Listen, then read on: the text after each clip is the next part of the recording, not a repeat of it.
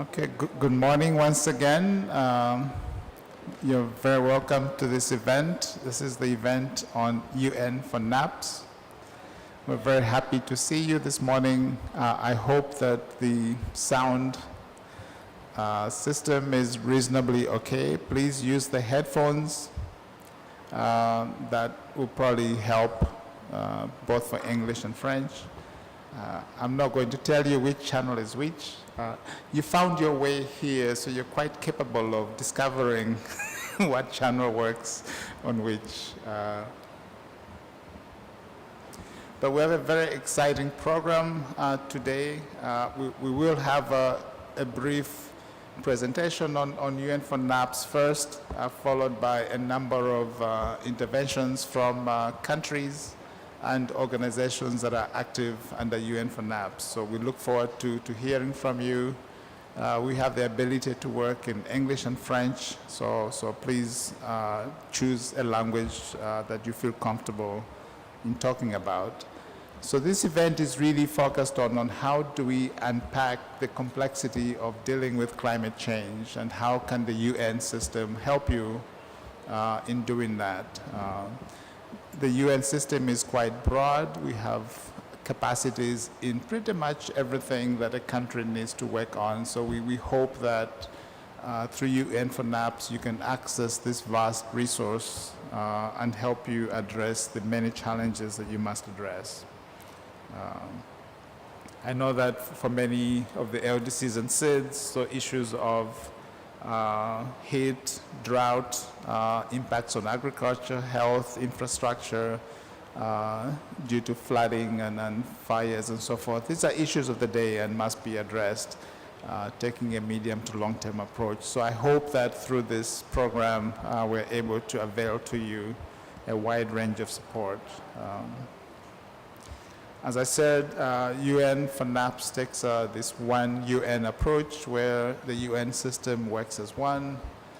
When countries communicate their needs, we basically go through the list of partners and redirect those needs to one or several UN organizations that are able to assist you, and we are happy to facilitate that interaction until the UN agency takes over and works with you. But it's very much driven by the countries themselves, so we're quite happy to have a number of delegates from countries. You have to lead in defining what you need to be assisted with. It's very country-driven. But anyway, without much ado, I did not introduce myself. My name is Paul Disanker. I work in the Climate Change Secretariat. I manage the work on National Adaptation Plans, support to the LDCs, and loss and damage.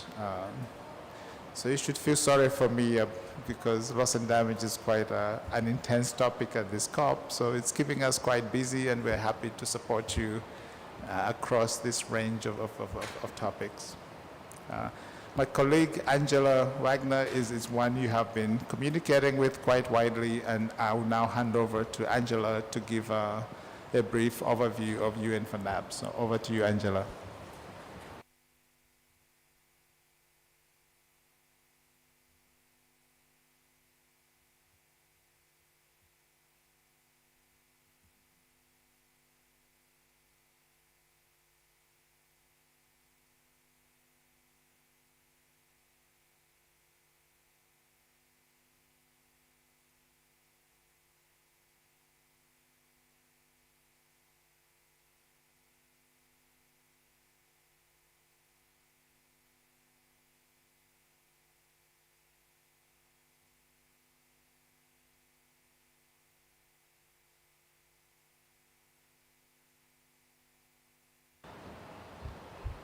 Hello and good morning, everyone. I see this microphone is working quite well. I'm also pleased to welcome you to this side event, and thanks a lot, Paul, for the introduction. This is, as Paul said, just a quick introduction on UN for NAPS. You likely are all very familiar with the National Adaptation Plan process, so I will keep this very short. NAPS are the main international vehicle for implementing adaptation at the national level. and linking it to local, subnational, and also regional processes. And with the COP16 decision, the process was established for LDCs and other developing countries to formulate and implement national adaptation plans with the two main objectives of reducing vulnerability and facilitating the integration of climate change adaptation into relevant plans at the national level. There were initial guidelines developed by the LAG already in 2012, and as you all know, the GCF was requested to support both the formulation and the implementation of policies, projects, and programs based on the NAPs.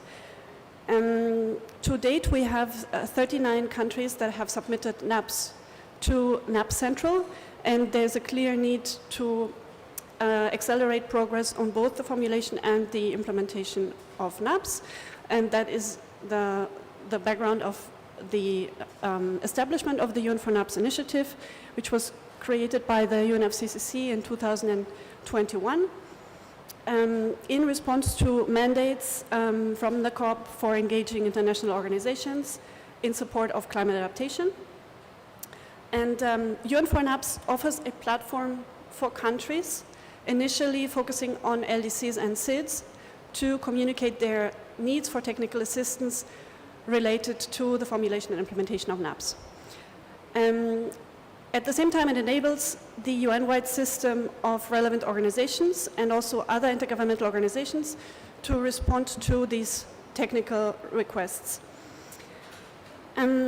Once we receive the technical requests at the level of the UNFCCC Secretariat, we identify the most relevant organizations and reach out to them for their prompt assistance and reply. There are these broad 5 categories of technical assistance that UN4NAPs facilitates. One are simple technical queries that organizations can respond to via email. Secondly, specific data and knowledge products. Thirdly, capacity building, capacity strengthening, and longer-term engagement with the countries. Then review of draft NAPs, and finally also the facilitation of adaptation priorities into countries supported by the organizations. This is the list of organizations that are currently partners of UN4NAPs, members of UN4NAPs. We, on the UN4NAPs website, we also have a detailed overview of the profiles of each of the organizations, which you may have a look at. I will show you the link at the end. In terms of the thematic expertise, there's a wide range of issues and areas that are covered by UN4NAPs organizations. This gives you an overview.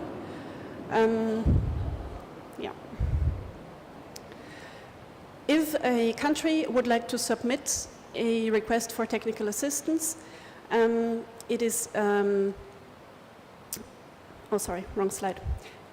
It is very straightforward. Coordinating with the national focal point, countries submit such requests to the UN4NAPs email address, and we will then take it from there, possibly following up with questions and refining the request further. To date, we have received around 80 requests from 18 countries, and this is a list of patterns that we have seen to date emerge from the kind of requests we have seen. For example, support technical assistance for vulnerability assessments, for identifying bankable projects for different sectors based on the NAP.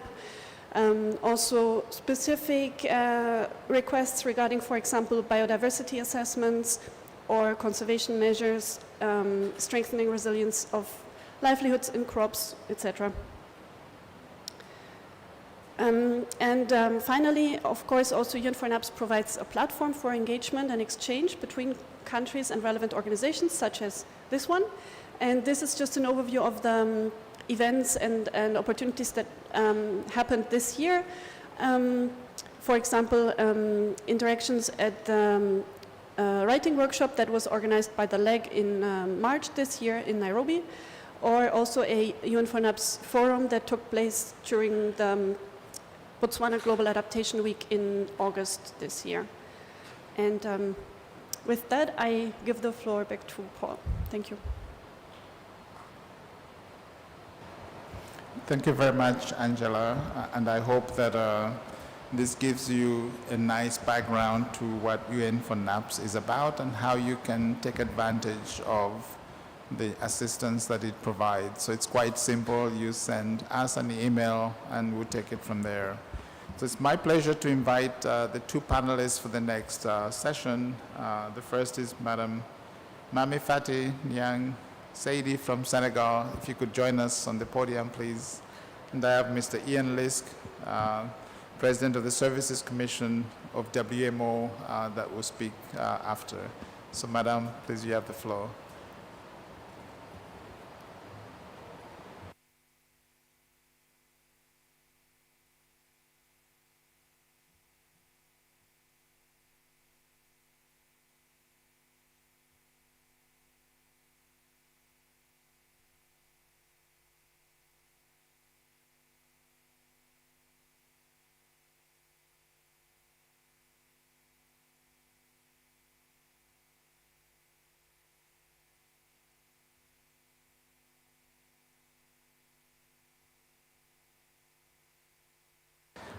As they set up, let me plug, we have a little brochure on UN4NAPS.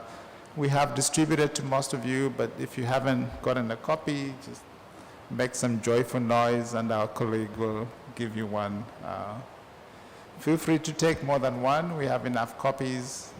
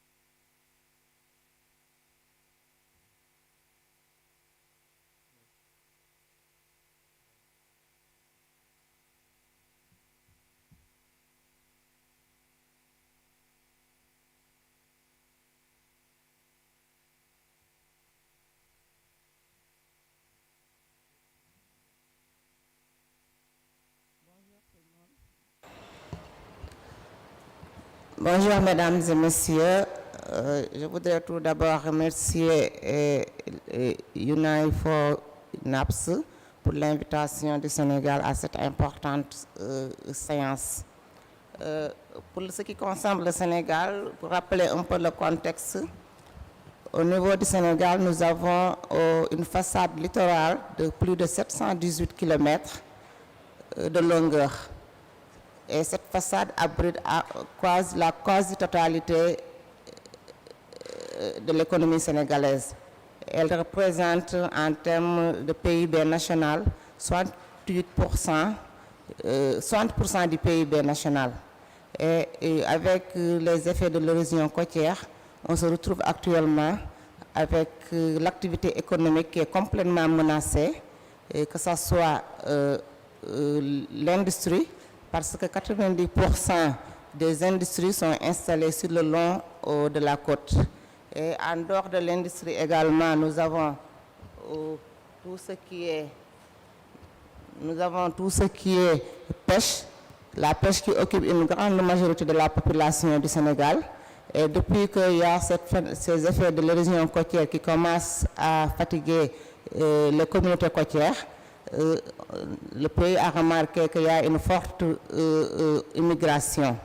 Donc, les causes de cette érosion, comme vous le savez, c'est des causes d'ordre naturel, mais également des causes d'ordre anthropique. Par rapport à cela, l'État du Sénégal, dans le cadre de l'élaboration de son PNA, a d'abord élaboré ce qu'on appelle le PNA des zones côtières. Un PNA spécifique pour prendre en charge les aspects, en tout cas les impacts de l'érosion côtière au niveau, en tout cas, de la zone côtière. Dans ce PNA, nous avons déjà une stratégie qui nous permet de mettre en œuvre une proposition d'action, ce qui fait qu'actuellement, nous avons ciblé les actions les plus importantes dans le cadre de cette stratégie qui est déjà approuvée par l'État du Sénégal. Je veux dire le PNA spécifique à la zone côtière. Nous avons en tout cas, nous avons retenu un certain nombre d'actions qui sont des actions prioritaires. Et dans le cadre de ces actions prioritaires, pour relever le défi, il est important de mettre en place un système de gestion des connaissances. On l'appelle pour le moment un observatoire du littoral. Un observatoire du littoral qui va nous permettre, en tout cas qui va servir de plateforme pour en tout cas regrouper l'ensemble des acteurs, certes qui interviennent au niveau de la zone côtière, mais également qui va servir d'échange d'informations, mais également de partage d'informations, mais d'échange entre les différents acteurs. Et dans le cadre de la mise en œuvre, comment mettre en d'abord les actions prioritaires. Et comme autre défi également pour le moment à relever, c'est le renforcement de la production de données. Ça, c'est le renforcement de la production de données, surtout des données bathymétriques. Parce qu'actuellement, pour prendre en charge les effets de l'érosion côtière, il est important d'avoir une idée, en tout cas de la dynamique du littoral. Et pour cela, il faut des études techniques plus ou moins pointues, mais il manque d'importantes données qui nous permettent d'aller vers des mesures concrètes et qui sont durables. Parce que l'expérience a montré que jusque-là, le pays a mis l'accent sur la protection par les ouvrages, la protection dure. Mais ces protections ont des impacts. Bien, elles protègent en tout cas les zones ciblées pour lesquelles la protection a été mise en place, quand il s'agit de brise-lames, de digues ou en tout cas d'épis. Mais par contre, on note des conséquences sur les zones connexes. Ça accentue même, en tout cas, l'impact de l'érosion au niveau des zones riveraines qui ne sont pas protégées. Et pour cela, actuellement, on va vers des solutions douces, des solutions basées sur la nature, qui vont nous permettre aussi bien de protéger ce littoral, protéger les communautés côtières, mais également de limiter les impacts négatifs dus aux ouvrages de protection. Et le dernier point sur lequel nous avons, en tout cas, nous devons mettre à l'accent par rapport aux actions qui sont proposées par le plan national d'adaptation pour les zones côtières, c'est l'aspect renforcement de capacité, surtout pour les aspects liés à la modélisation sédimentaire. Ça, c'est un point extrêmement important parce que, comme je l'ai dit, pour une bonne maîtrise, en tout cas, des mesures à mettre en place, il faudrait maîtriser tout ce qui est hydrodynamique sédimentaire, mais également les effets, comprendre comment, en tout cas, le vent, etc., favorise en tout cas la vulnérabilité de ces zones côtières. Et également, un autre point sur lequel je vais terminer, c'est renforcer le dispositif d'équipement. Parce qu'il faudrait des équipements comme des marégraphes qui vont nous permettre d'avoir des données à temps réel, pouvoir les interpréter et en tout cas alerter à temps et prendre des mesures avant que, en tout cas, qu'il y ait des conséquences qui peuvent être irréversibles. Donc voilà, monsieur, un peu les points sur lesquels, en tout cas, je voudrais attirer votre attention par rapport, en tout cas, aux défis, mais également par rapport à l'assistance technique qui est important à avoir pour, en tout cas, limiter, réduire la vulnérabilité des communautés côtières, mais également la vulnérabilité de l'économie, si on sait que toute, en tout cas, la frange côtière abrite la quasi-totalité des activités économiques. Je vous remercie de votre attention.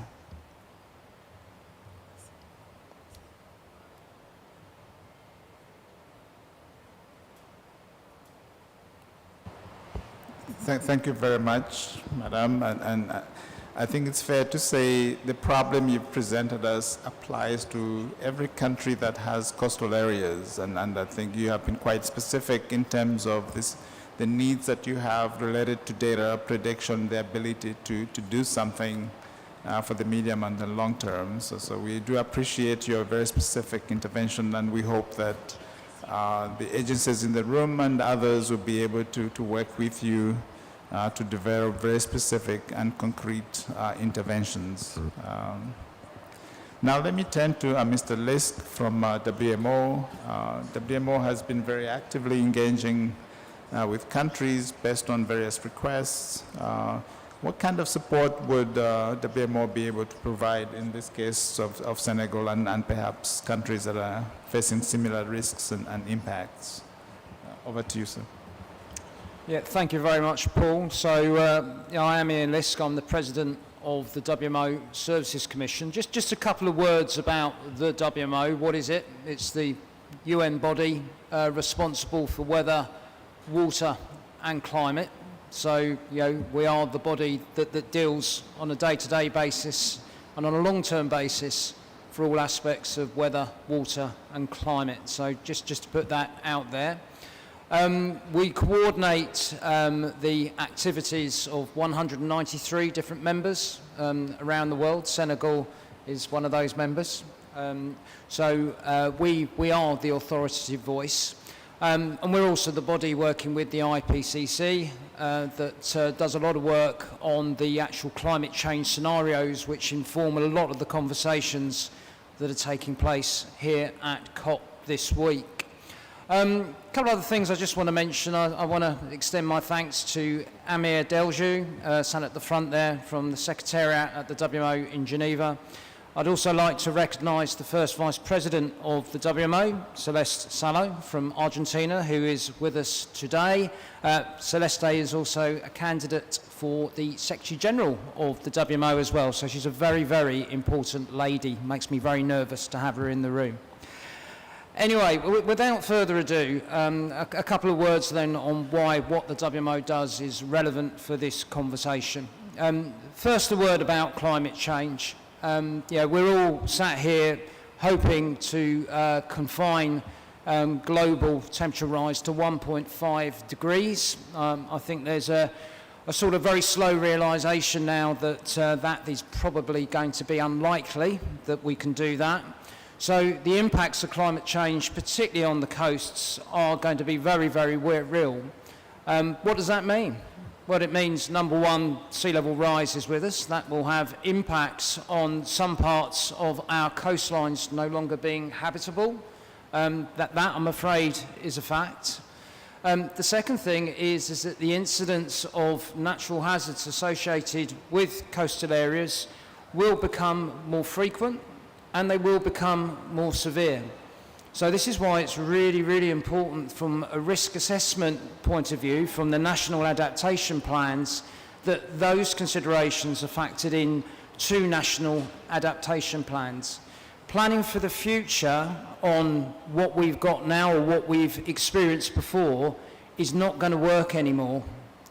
Climate change means, as I've said, that things will become more severe and more frequent, and therefore the national risk assessments and those national adaptation plans will need to factor in those considerations as well. Just a couple of specific examples of what the WMO is doing in this area. For those of you who have been able to access the website for this session, we've uploaded a copy of our recently improved guidelines on coastal inundation forecasting. It's an excellent set of guidelines which talks to the sort of actions you need to take place for developing a multi-hazard early warning service for coastal areas. It actually then talks to the Early Warnings for All initiative, which was announced by the UN Secretary General in March this year and talked extensively about yesterday during a major session with heads of state as well. So the Early Warnings for All initiative as well. Those guidelines talk to things that, usual stuff about redoing those risk assessments, as I've mentioned already.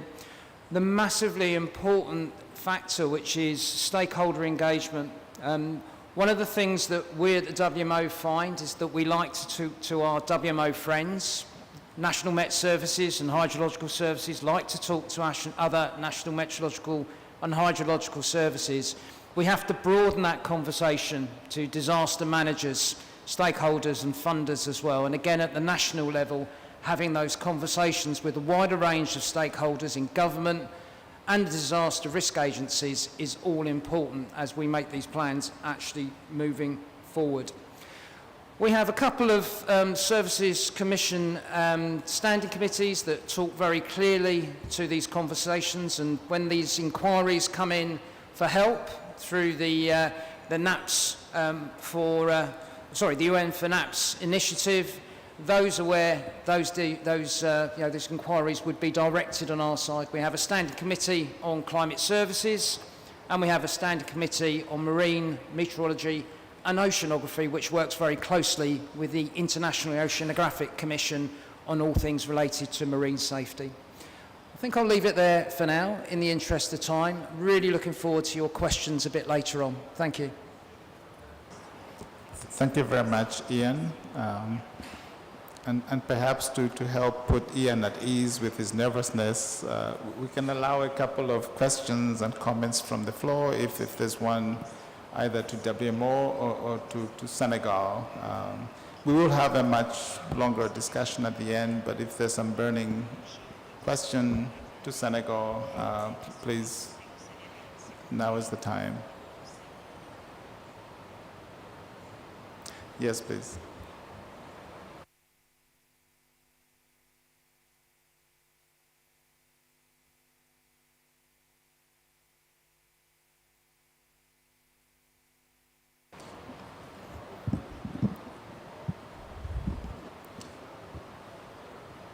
We will try to get a microphone, but if you wanted to jog up here and, oh, there's one. Please introduce yourself. Thank you very much.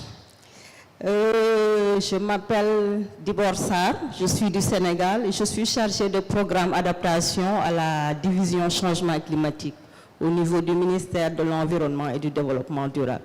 J'ai juste une question pour l'Organisation mondiale de la météo. Dans plusieurs pays, notamment le nôtre, les pays ont des services, en tout cas climatiques. Nous, au niveau du Sénégal, c'est l'Organisation de la météo. Maintenant, nous savons tous que les données sont importantes pour la planification de l'adaptation.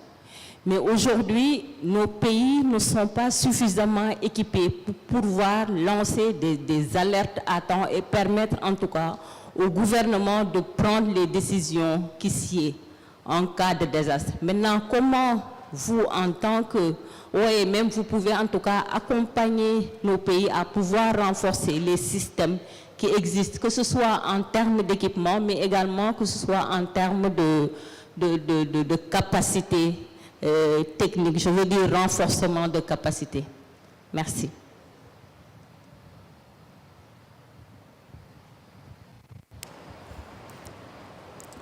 Thank you. Over to you, Ian. Maybe you can give a very brief answer about the diversity of support that's available to help countries improve their observational systems. So, thanks.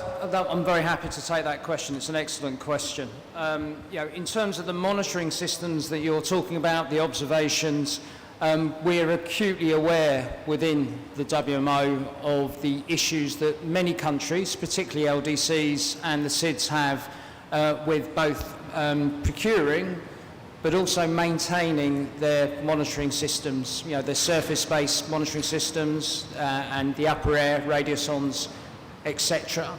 There are a range of activities coordinated by the WMO to help address those issues. It's one of the priority activities from my sister commission, which is the Infrastructure Commission, working with the regions to identify those countries most at need and to identify ways in which we can provide support. Always we work at the national level, both with the in-country Met Service, but also with the government. And obviously it's really important that the governments themselves are convinced to sustainably fund their own Met and hydrological services too. But we're more than happy to provide what assistance we can.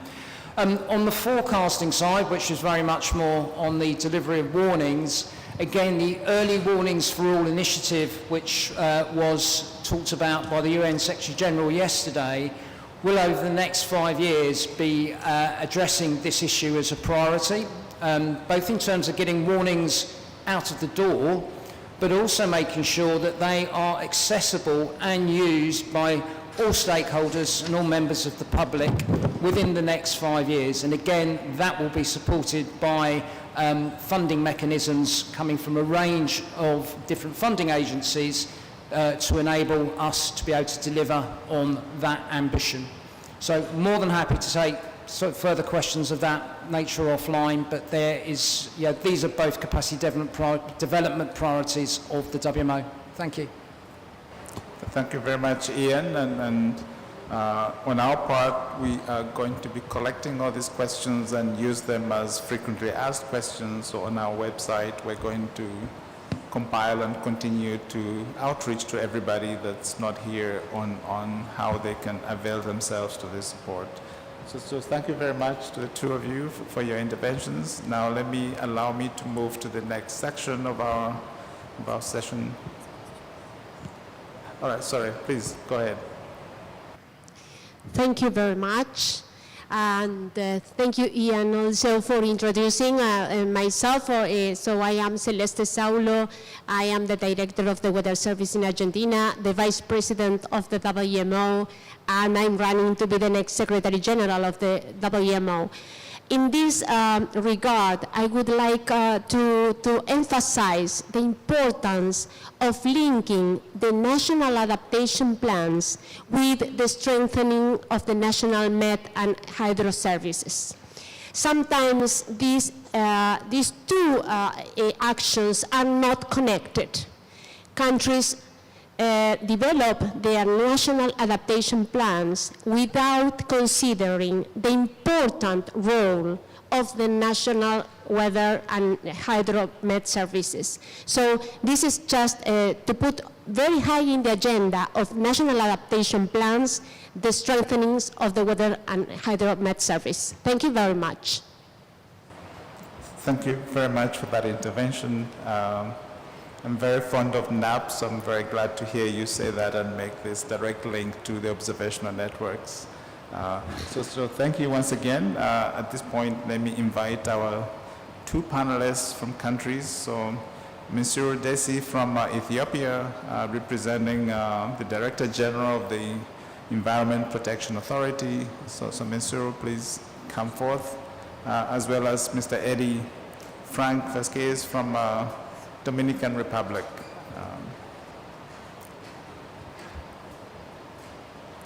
Please join us on stage, and once you settle down, I will throw a question at you.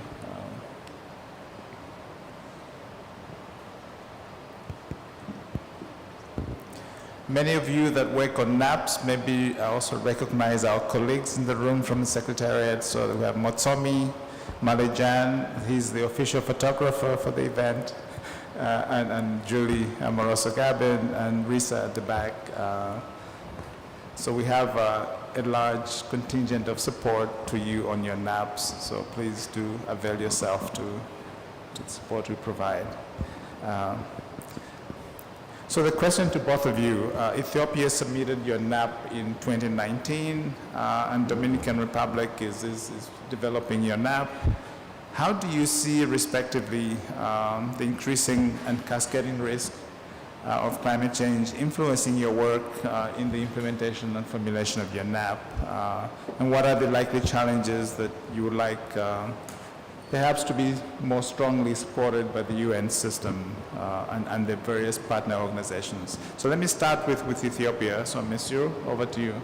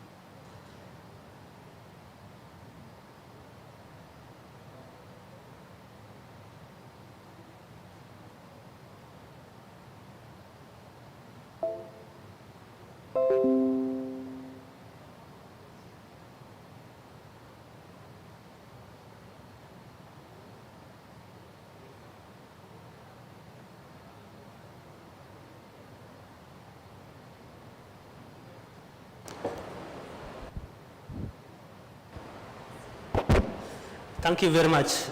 It's also my pleasure to be here as representing Ethiopia, because Ethiopia is one of the front-runner countries in international climate talks and also national climate policies and also actions. So I'm going to share you some pointers regarding to the Ethiopia's experience in cascading, especially droughts and floods into NAP, and also hard challenges we have been facing in this regard. So, as you may wondering, Ethiopia is one of the very impacted countries due to the climate change, impacts of climate change, though its contribution to the cause is very, very insignificant. So actually this is due to multiple reasons, especially the geographical location and also the low adaptive capacity due to the economic development and also different reasons that Ethiopia is facing, of course, especially the Horn of Africa.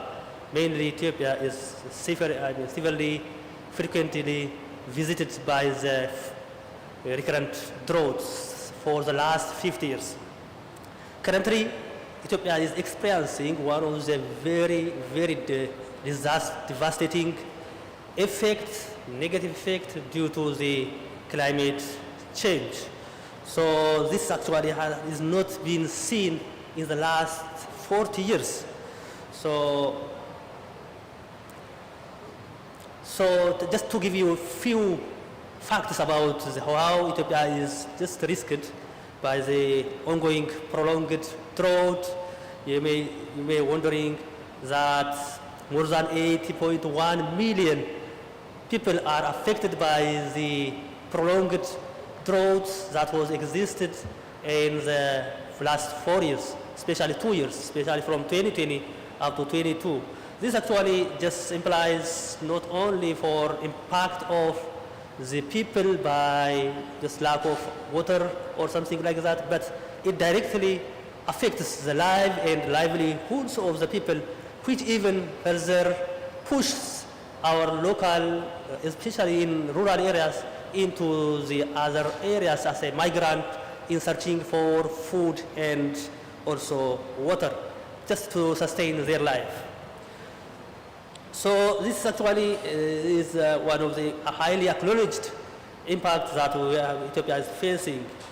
So Ethiopia is actually not only just impacted by the climate change, but Ethiopia enacted a multiple of climate change policy and plans that really is one of the Ethiopia's strategic intervention in terms of climate change. We can refer the 2011 climate resilient green economy strategy, which acknowledges poor mitigation and adaptation, and also becoming middle income country by 2025.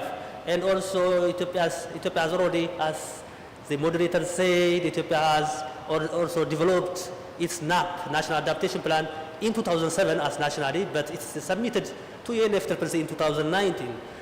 Of course, Ethiopia has also developed its 10-year development plan, which acknowledges the impacts of climate change and so incorporated into the sectoral development plan.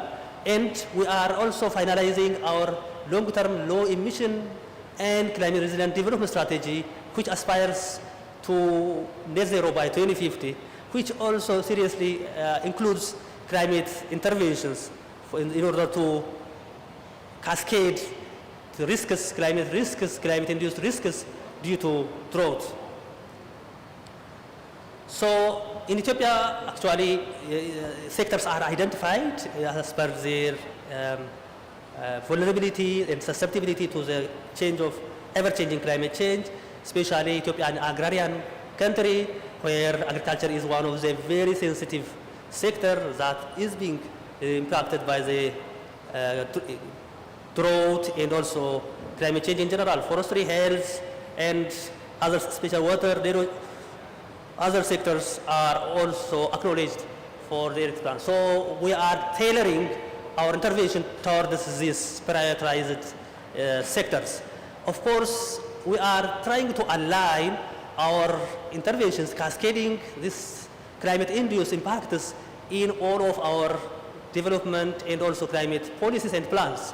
That's why our updated NDC, which is submitted to UNFCCC in 2021, also equally acknowledge the adaptation.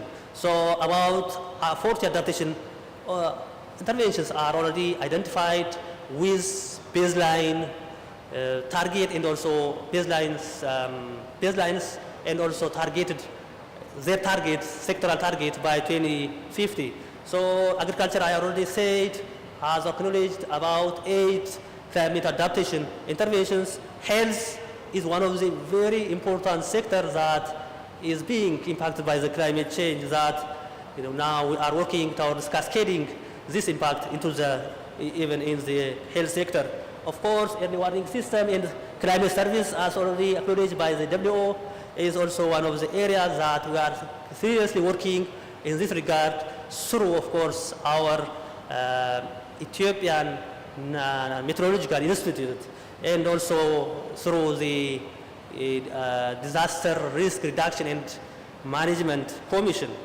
Of course, other sectors, especially forests, are one of the areas that already just cascaded the future climate impacts into this area, and we are going to just implement this one. Of course, Ethiopia is not only enacting policies and strategies, but there are very practical examples that Ethiopia is pioneering in the area of climate adaptation and also mitigation. You may heard about the Green Legacy Initiative, which managed to plant about 25 billion seedlings within 4 years. You may be wondering on this one, but it has happened and also implemented, accomplished with the mobilization of our people. And also sustainable land management is one of the very important area to increase its climate, ecosystem resilience, and also just increasing, it has increasing impact in terms of the many development sectors, including water, agriculture, and others. So in terms of this one, we are also there is a trend in Ethiopia that our people from the rural area are also providing their free service for the watershed management that really stays for 40 days, which really very, very impactful and exemplary in terms of cascading this through climate-induced impacts and also just supporting development of prosperity and also development of sectoral development plans.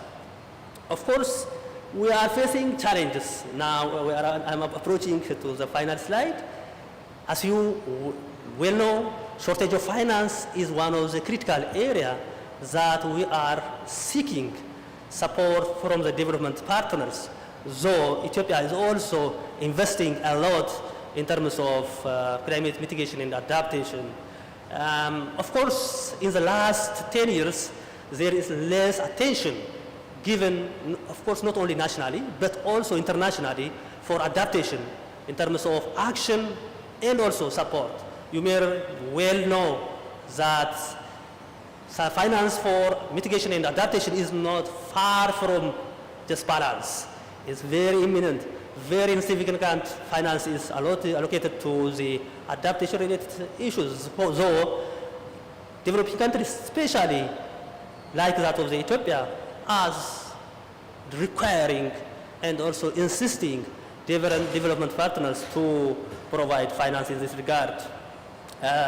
Lack of course, systems that foremost about the implementation of adaptation actions and tracking, especially tracking progress, is something that we are working closely under the Ministry of Planning and Development, so that we are really requiring for a robust monitoring and evaluation system for adaptation actions and also interventions, but also MRV systems for greenhouse gas emission reduction. Of course, lack of alignment of different sectoral initiatives that was prioritized under the NAP is not, as we are envisioning.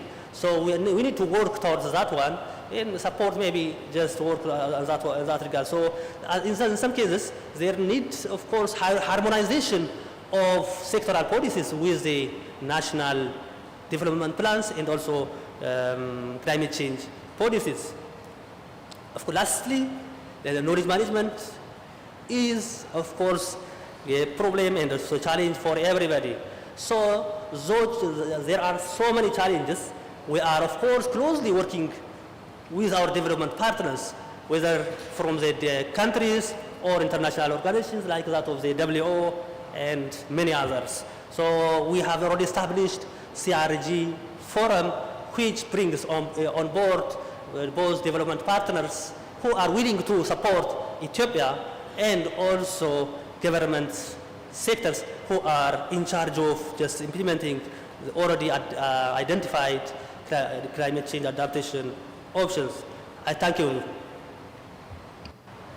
Thank you very much, Monsieur. I was about to press my button to ask you to wind up, but thank you for that very interesting overview. Ethiopia has always been a good example of how you have taken the issue of climate change in a very comprehensive manner. So you have a number of strategies and programs that build up on each other to address this fairly complex issue. I think one of the things that strikes me when you present numbers, you have millions of livestock that are dying from drought, and when you present 7 million livestock dying, it's just a number to many of us, but I think that the people that, the rural people that rely on livestock for their livelihoods and so forth, that is a huge impact and a significant impact, and I hope that the organizations in the room have ideas on how to address this. It's not enough to show pictures of dead cattle and so forth, but what exactly is possible to do to address problems like this. So please do help us challenge the community to come up with viable interventions. So Eddie, over to you now. Let's hear from the Dominican Republic. Thank you very much. I will start giving a general panorama on how this adaptation planning in the Dominican Republic is conceived. First of all, Dominican Republic is having a national development strategy which includes climate change adaptation as one of its 4 main axes. Also, the national constitution of the country allows the territorial planning and the climate change to be inside the constitutions, which make it a little bit easier for us in terms of planning, because it helps us to mainstream adaptation action into each one of the public policies in the Dominican Republic. But that doesn't mean it is very easy. It is not easy because even though that in the executive power we have this mandate to mainstream adaptation, we still have a lot of difficulties to taking that adaptation action into the municipalities and the local governments. And capacity building is one of the main areas that will help us to mainstream that adaptation actions, trying to put adaptation into the local planning and trying to put it into the different economic and social sectors of the country. One of the issues that we've been facing is that as this is a very technical topic, we need and we have faced ourselves with the need to invest in capacity building and try to finance this kind of assessments for each one of the local municipalities in our countries. In terms of priority, Dominican Republic, as its socio-economical areas, we have tourism, agriculture, food security, water security, and also health, which are one of the 5 of the main areas that we've been taking to streamline also adaptation actions in the country, and that's one of the things that we have included in our National Adaptation Plan. So far, the fact that we are a small island state put us in a very vulnerable condition. And one other condition that put us in a very difficult situation is the fact that our same island we share with another country. That's a situation that doesn't happen all around the world every single time. So we are facing like cascading different situations that at the end make adaptation planning a little bit more difficult and also a little bit more challenging for all the different institutions involved. For example, in the fact that we are just in the front line on climate change in the Caribbean region, and the fact that we are receiving floodings, we are receiving some drought seasons, we are having a lot of issues also with the same pandemic that started 2 years ago in terms of health, that also create a kind of compound risk that we have to take into consideration in the terms of our adaptation planning actions. Those compound risks at the end of the day make it harder for us as a country to get more adaptation to the people, because it's not just facing the natural disaster that is going to come up. It's also facing the natural disaster in terms of the socio-economical situation that is being blocked by the global economic situation right now, but also besides that, the health issues that we face because of COVID situation all around the world. So having those same situations happening all the same time put us as a small island developing state, put us in a very, very, very difficult situation. And that's why not only planning is necessary, but also mainstreaming as much as we can these adaptation actions into the different perspective and the different socio-economical sectors in the Dominican Republic.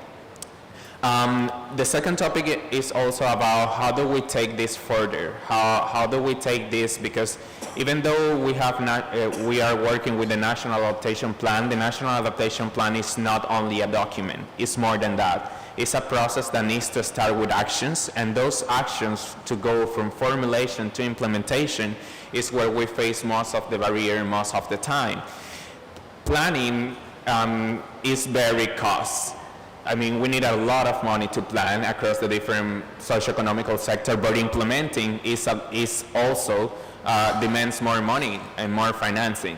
So when we go for the formulation to the implementation, these situations get a little bit tricky, because even though we include adaptation as a mainstream in most of the intersectoral plannings, it doesn't make it very easy, because there's no always domestic financier where to take it from. And of course, there's many opportunity in the international arena that help us to finance these kind of actions all year round.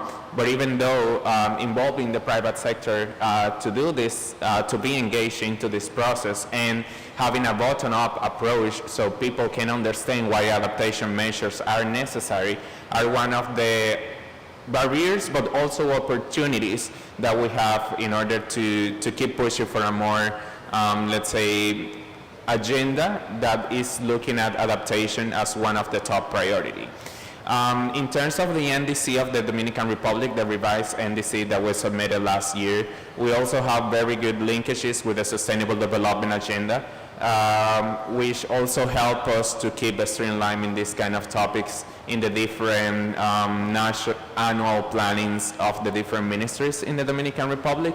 So the fact that we are able to take adaptation, take the Sustainable Development Goals, take, for example, the Sendai framework for disaster risk reduction, and mix it all together, but put it in a way that we can see it as a whole and not from different, let's say, not as a different stages, help us also to keep pushing for a more central agenda in which adaptation is in a very good stage.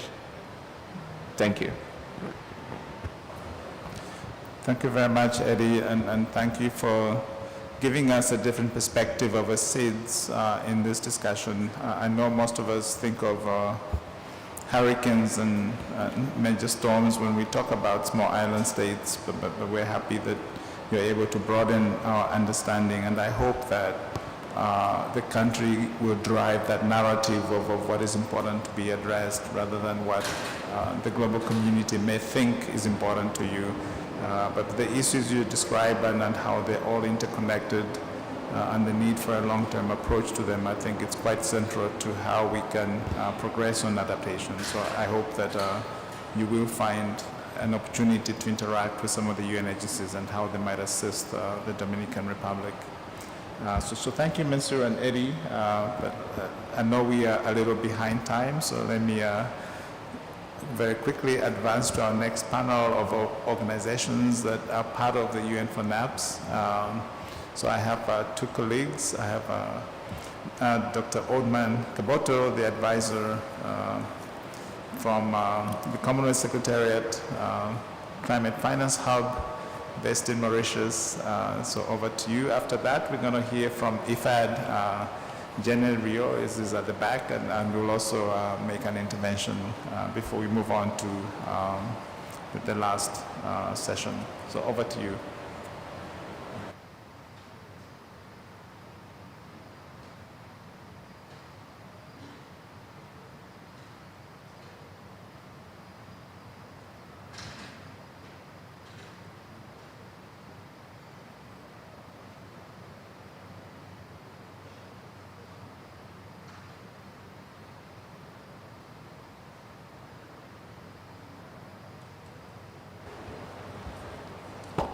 Thank you very much, Paul,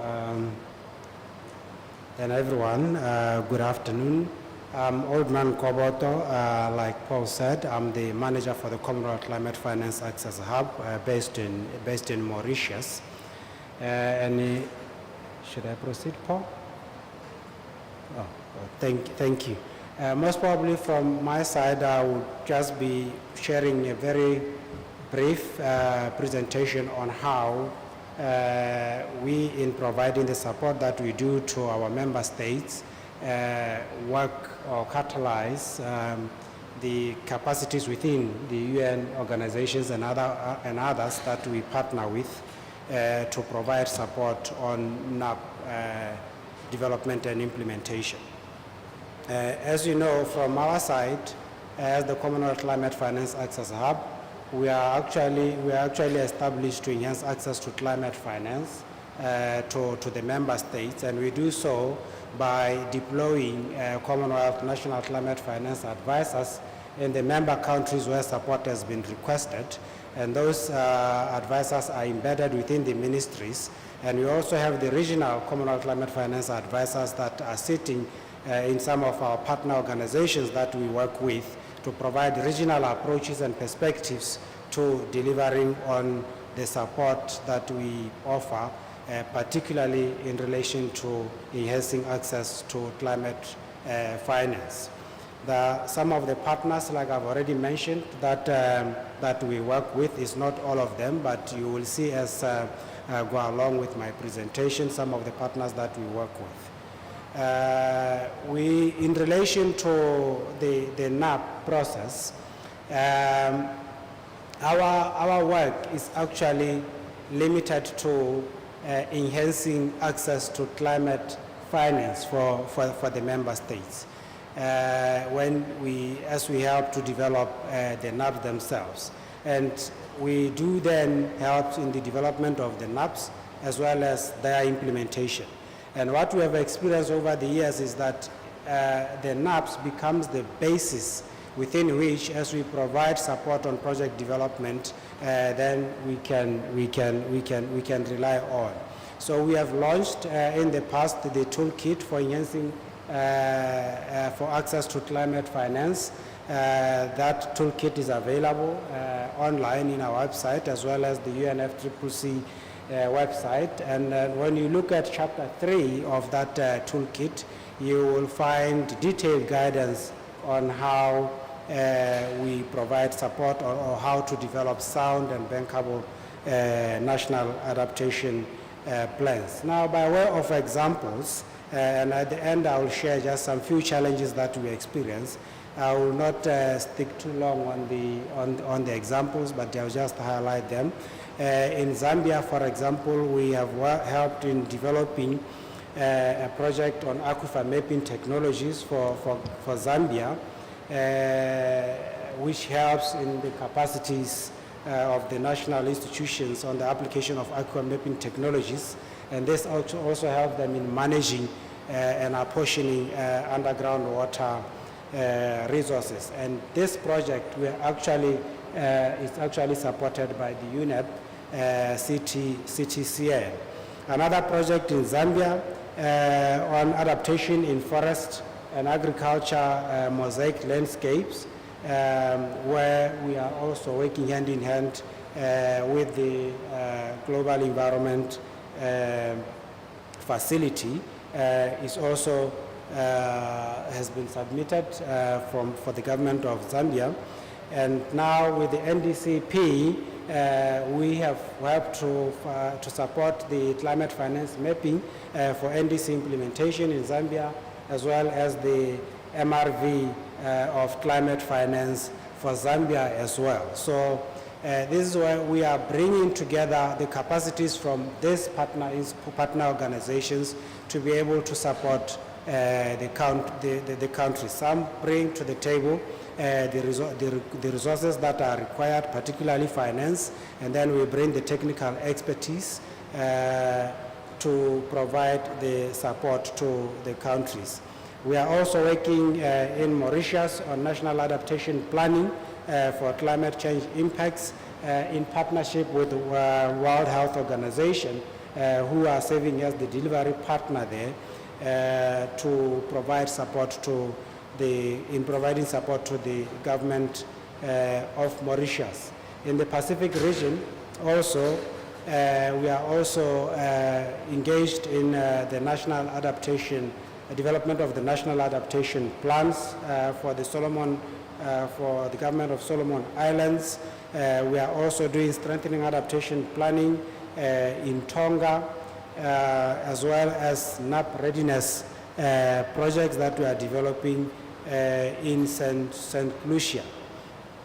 So now moving ahead, other countries in the Caribbean, we have Belize, where we are supporting 2 projects, restoration and enhancing protection of vital ecosystems and ecosystem services, as well as enhancing the resilience of Belize coastal communities to climate change. We are also doing enough readiness projects there. And also, as you saw on the slide that we projected at the very beginning, we do capacity building, and in doing so, we also partner with other institutions, including UNFCCC, NDC partnerships, and so on. So I'll move on to the last 3 slides so that I can wrap up, particularly the ones that deals with our common sensing program as a regional project that is being implemented between the government of Solomon Islands, Vanuatu, and Fiji, that helps with the use of through the common sensing platform with the Earth observation data that is required to be able to inform climate change related decision making. So some of the challenges that we are facing, I just want to move to the last but one slide. I just wanted to mention that the Commonwealth has just recently adopted the Living Lands Charter that seeks to find integrated approaches to implementing the common targets between the 3 Rio conventions, being the UNFCCC Convention on Biodiversity and the UNCCD. So right now we are busy developing an implementation plan that will set into motion the harnessing of the capacities within these 3 institutions to support our member states. And we are doing so with UNCCD and Outer Nepal. In terms of the challenges, to conclude the challenges, we realize that there is lack of capacity to be able to move projects on the ground, particularly the NAP readiness projects. And like I said, we are using these projects as the basis for developing pipeline project proposals for the member states themselves. So if there is no capacity to move them on the ground, and then it becomes difficult for us to build on the work that has been done through the NAP readiness support. Now, the technical capacity to develop the project themselves, is also a challenge at national level, and even within our spheres, we don't have experts that are readily available for us to be able to come on board when we need experts that can develop project proposals for the member states. And lastly, the unwillingness, I want to stress this one, the unwillingness of the accredited entities to take some of the projects that we develop as accredited entities to submit to funding mechanisms, particularly the small-scale projects. And you know the NAP readiness projects are often not very big projects, and that also draws us back in terms of enhancing access to climate finance by the member states. With that, I thank you. Thank you very much, Dr. Kaboto. Sorry to rush you, but you have a wealth of information, and the support that you provide is quite substantial. So I hope that the online audience, as well as people in the room, can catch up with you and perhaps get more information from you. Let me now ask Jenny Rio from IFAD to give us a very brief overview of how IFAD is able to support. Jenny has a lot of experience in different worlds. She used to be at the GCF, so I hope that that experience is also quite helpful in helping countries deal with the issues that IFAD is able to support. So over to you, Jenny. And if you could maybe take a few minutes. Thanks. Thank you very much. I'll try to be brief. But yeah, I'd just like to highlight some of the support available from technical assistance available from IFAD, the International Fund for Agricultural Development, in regard to NAP formulation, but especially NAP implementation. So one aspect of IFAD is we are developing in each country where we have intervention, we are having country strategic, it's called a country strategic operation program, where we look at, and within this investment plan, we do take into account what is in the NAP and in the NDC. So if there's also gaps that are, or some more details missing, so if that could be developed further in the IFAD investment, this is something also that can be noted as part of this process and included in the forthcoming investment, so that further work on NAP formulation, more specific maybe to subsectors or some areas that are basically linking the adaptation priorities and programming to the investments on the ground. So helping and building that kind of bankable project pipeline. That's one thing that can be done. The other is more embedding what are the priorities well spelled out in an app into the IFAD investments. We have a big part of our programs of loans and grants that focus on climate and especially on adaptation. So there's a lot of scope there to implement some of the NAP priorities that countries have put on, that have identified. One also specific program that I would like to highlight is the ASAP. So it's called Adaptation Smallholder Agriculture Program, and this is a dedicated window for technical assistance. So also as part of the NAP formulation or as part of additional, let's say, technical support for implementation of adaptation measure, there's also this specific window for more technical assistance. So that's grant financing.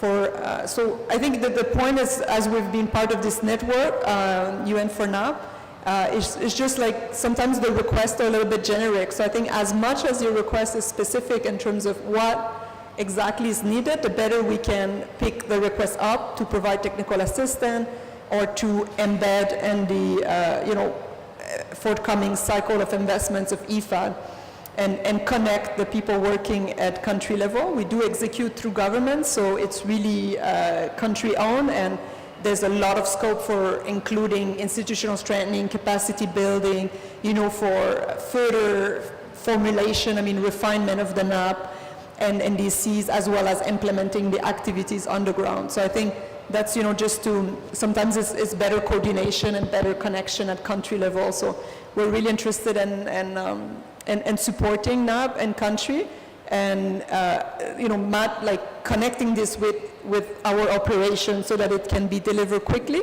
So I think it just what I've realized in terms of maybe the missing piece is just more specific requests, and we can also help maybe in facilitating dialogue, I don't know, at country level or some, as part of this country strategic operational program that we are doing to program our investments to spell that out a little bit more specific so it can be financed. So this is, I think these are the options that I wanted to mention, and just to note that we are starting a new cycle at IFAD. It's starting this year. So there's a lot of projects under design this year, next year, and the following year. So it's really a good time to mention any specific requests for technical assistance on NAP formulation and especially implementation. Thank you. Thank you very much, Jamie, and I hope that the countries will follow up on your advice and then we can make progress. We saved the best for last, and it's a great honor and pleasure to welcome the Deputy Minister, Ms. Ponwang Utavang.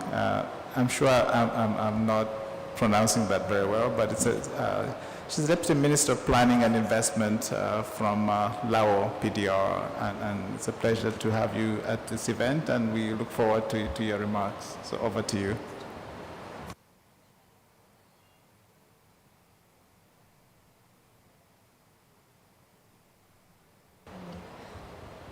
Thank you very much, Chair, Excellencies, ladies and gentlemen. It is my great pleasure to be here and joining this very important side event.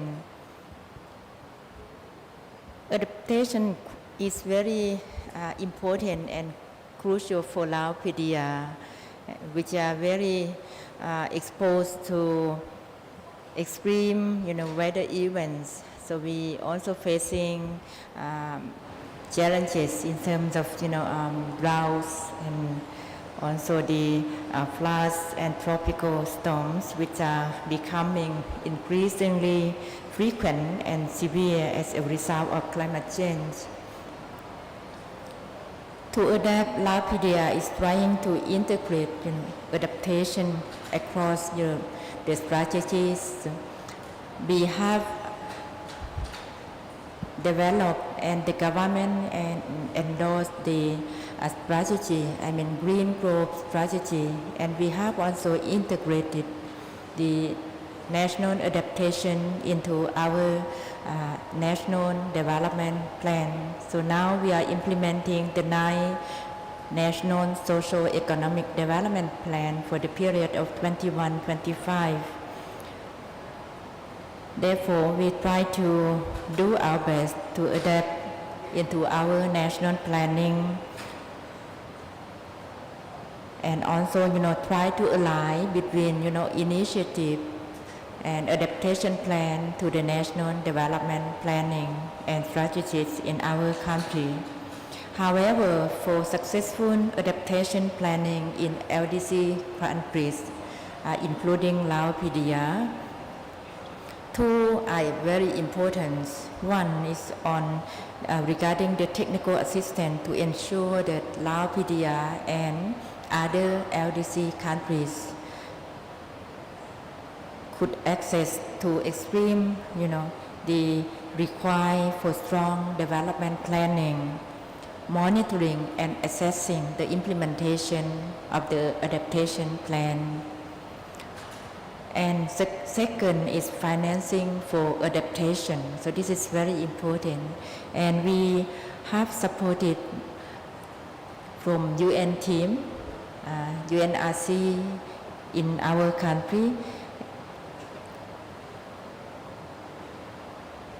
For your information, I think you are aware already that we are still facing a short of resources to implement our national plan, including the adaptation plan and commitment.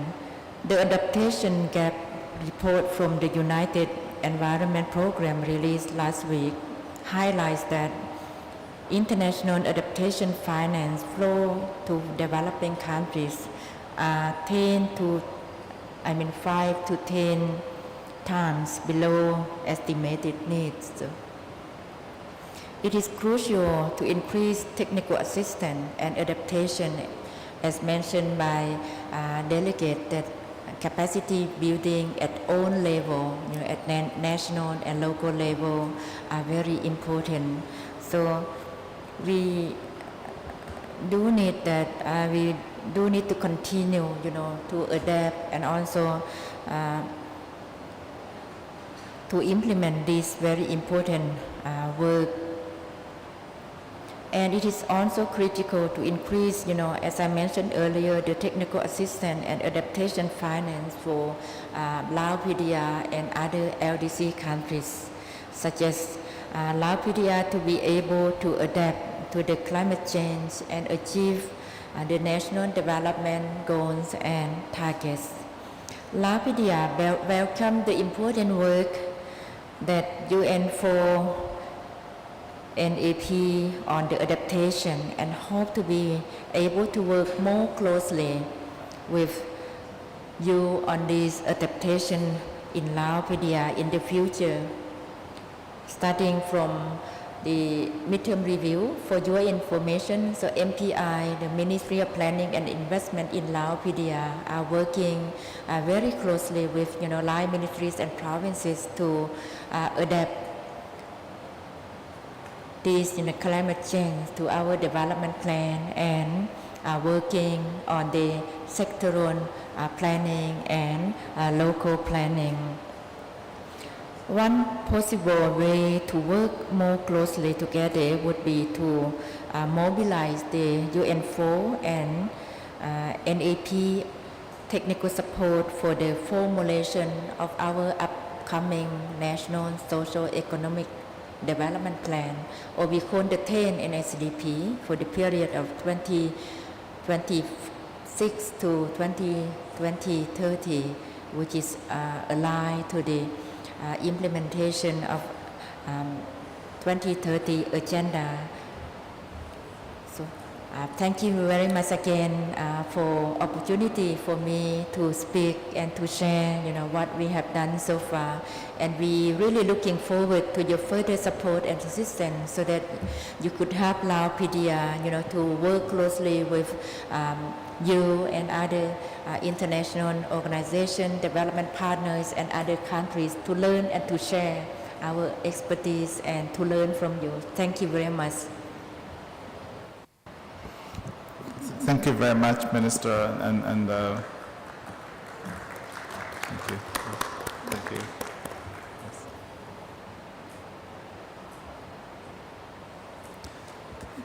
Thank you very much for your inputs, and I think we were very happy to hear about how climate change is mainstreamed across different ministries, and it's not just about a NAP, but it's part of development planning and making sure that ministries work together and are guided by all the long-term, medium-term development plans, SDGs, and so forth. So we look forward to hearing some more about the progress that you'll be making and the lessons that you can impart to other countries in the region and globally.